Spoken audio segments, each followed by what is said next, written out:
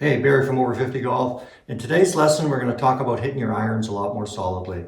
I see a lot of golfers coming through for lessons and they really struggle with their iron play, particularly when the ball's down on the fairway. And they struggle with solid contact. They're hitting it thin, they're hitting it on the toe, they're hitting it clunky, and it's kind of holding back your game because you lose your confidence and you never know how you're going to hit the ball from the fairway, right? You don't know if you're going to hit the green or get it close to the green or if you're going to flub it. It takes away from the fun from the game. And often it's caused by, hitting the ball, pulling the arms in toward the body, getting into this chicken wing position here. Really makes it difficult to have a good line of compression at impact with a flexed lead wrist for super solid contact. So in today's lesson, I'm going to show you a simple drill that will clean that all up. Now, if you're new to the channel and you like our content, please subscribe. We love hearing from our community of golfers and it helps us to grow our community. If there's any tips or lessons you want to see in our video series, by all means, send us a message, throw it in the comments, and we'll be happy to include it. So let's get started.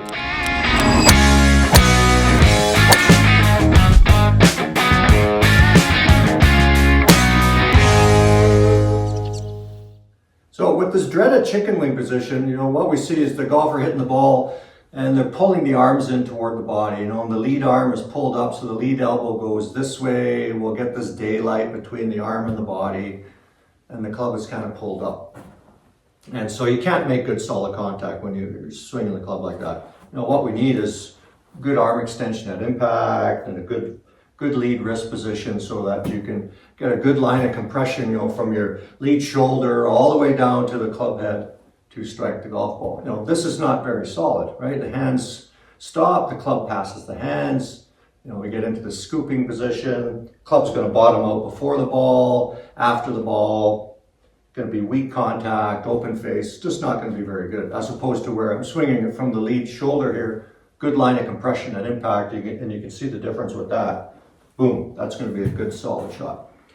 Now, having said that, it's easier to talk about than do, and there's a host of problems that cause that impact position, the dreaded Mr. Chicken Wing position.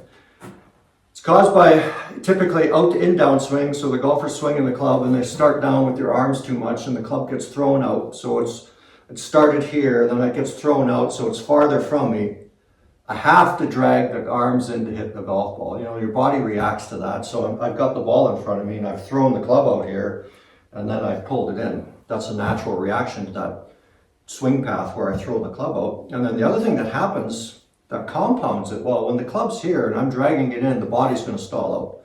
You're not going to be able to turn and rotate through the ball effectively to, move your weight and pressure into your lead foot to strike the ball solidly and move the bottom point of the swing past the golf ball.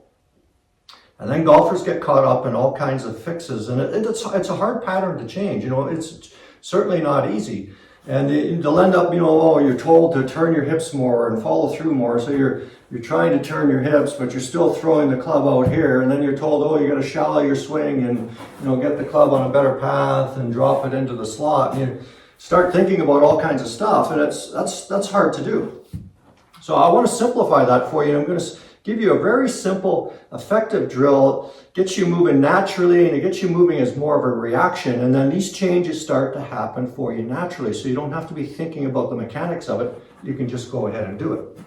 So with this drill, I'm going to start with just a couple tees. So I'm going to take a couple tees, and I'm going to put one down where your ball position would be, and then we're going to put another tee, 10, 12 inches in front of that, on that same line.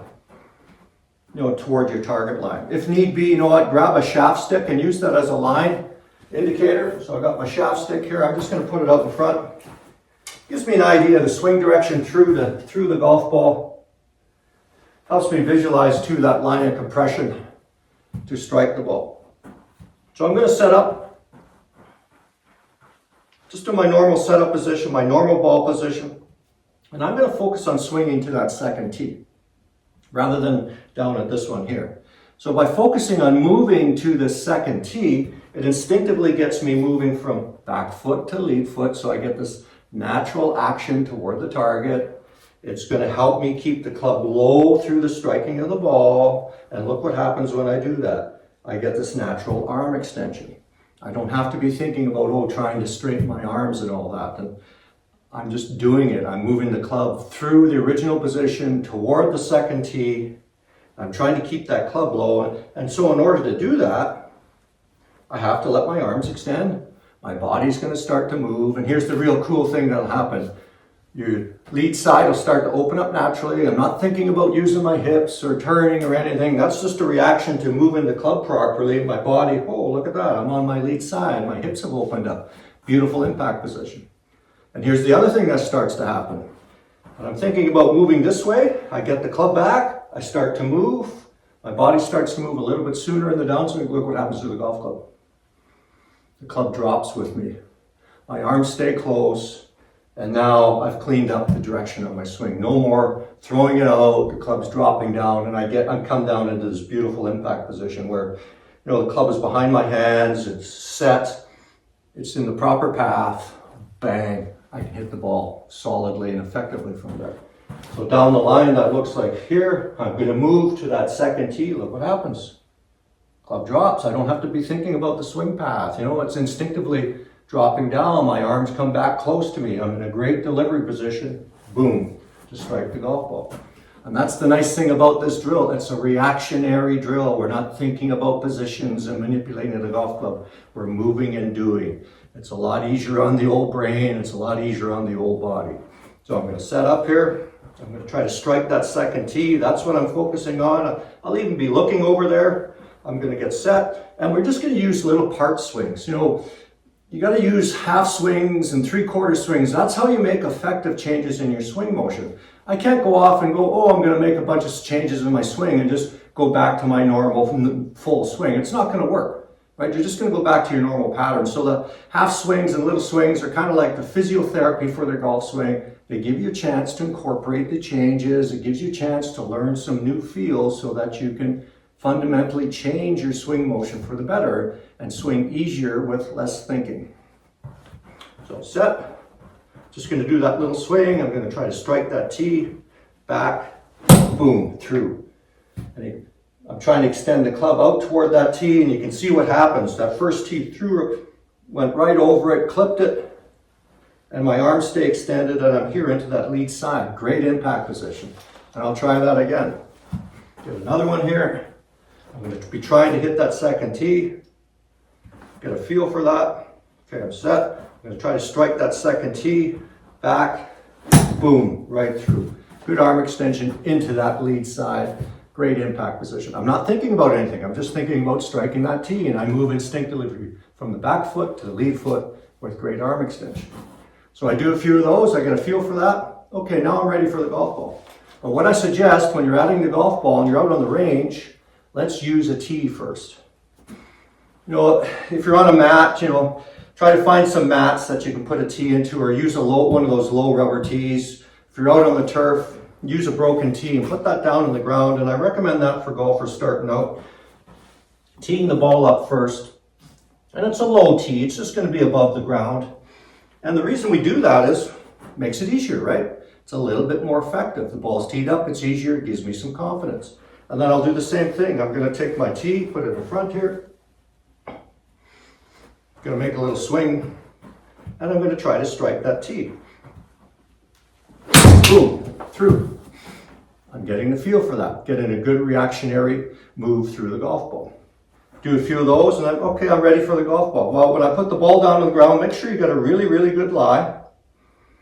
No point hitting the ball out of holes and mud, things like that. The game's hard enough as it is. So always give yourself good lies on the range when you're practicing. I'm amazed when golfers will come for a lesson and they put the ball down and they're putting it down into all kinds of conditions on the turf. You don't need that. You always want to make sure you have a good lie when you're practicing. It makes it a lot easier because when you're practicing, you're trying to change your swing motion. We can practice those funky lies and stuff any other time, but not when you're trying to make swing changes. So I've done a few with the ball up on the tee. Now I'm going to transition to the ball down on the ground. I'm going to put my tee there in front of me. And I'm just going to try to hit that tee. Again, just that little swing. Back, through, boom, right through. You're going to get good arm extension, great impact position. It's a fantastic reactionary drill. Now, if you're practicing at home, maybe I can't get to the course or the range. You can practice this very effectively at home. You can do it in your backyard. You can do it in your basement. You don't need to have a fancy setup and a launch monitor and all that. You just need a little place to swing and use foam balls. I transition a lot of golfers when I'm teaching them indoors. When we work on swing changes, we'll do motions without the ball, doing some practice swing rehearsals. Then I'll introduce a foam ball, get them doing a few of those, and then the golf ball. So the foam ball is it's non-threatening, it's easy.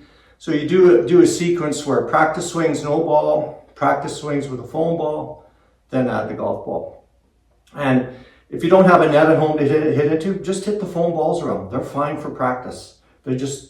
They help you swing the club through. You're passing the club through an object. It gives you some feedback for what you're doing. So I got the foam ball here. I might even take another foam ball, put it out in front. I'm just going to do the same thing. So back, boom, through. So this way you'll move effectively from the back foot to the lead foot, get into that great impact position. And then once I've done those, I'm on the range, I'm ready to make the full swing. Get set. I'll take my little tee here, I'll put it in front of me. Gonna feel like I'm doing the same thing. I'm gonna set up. I'm gonna be looking at that tee, trying to swing at that tee, and I'm just gonna make an easy swing, fuller motion, trying to feel that dynamic impact position so I can eliminate this and I can strike through the ball with great arm extension, good line of compression at impact. It'll be super solid contact. Your ball striking will change and become a lot more consistent. So set, back, and through. Just focusing on swinging there. So give that drill a try. It's a really fun drill. It's very reactionary. Helps you make the change simply and effectively. And if there's any other little tips and drills you want to see, by all means, shoot me a message. Be happy to include it in the series. Barry from Over 50 Golf. Let's keep playing golf. Let's keep having some fun.